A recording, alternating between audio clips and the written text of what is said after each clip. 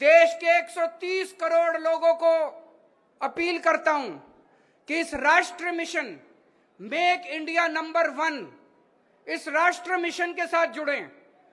जिस दिन 130 करोड़ लोग एक साथ जुड़ गए, भारत को दुनिया का नंबर 1 देश बनने से कोई नहीं रोक सकता।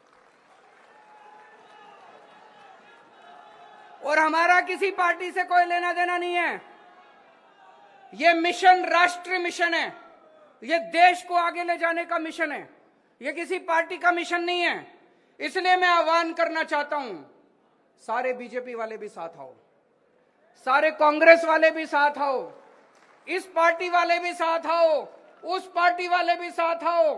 देश में जितने देशभक्त हैं, जो लोग चाहते हैं कि देश भारत का नाम दुनिया के अंदर हो, भारत दुनिया का नंबर 1 देश बने, जो लोग चाहते हैं, सारे इस राष्ट्रीय मिशन के साथ जुड़ो।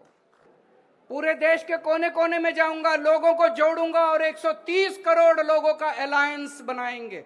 130 करोड़ लोगों को इस मिशन से जोड़ेंगे और जब 130 करोड़ लोग जुड़ गए तो भारत को सर्वश्रेष्ठ राष्ट्र, शक्तिशाली राष्ट्र बनने से कोई नहीं रोक सकता। भारत माता की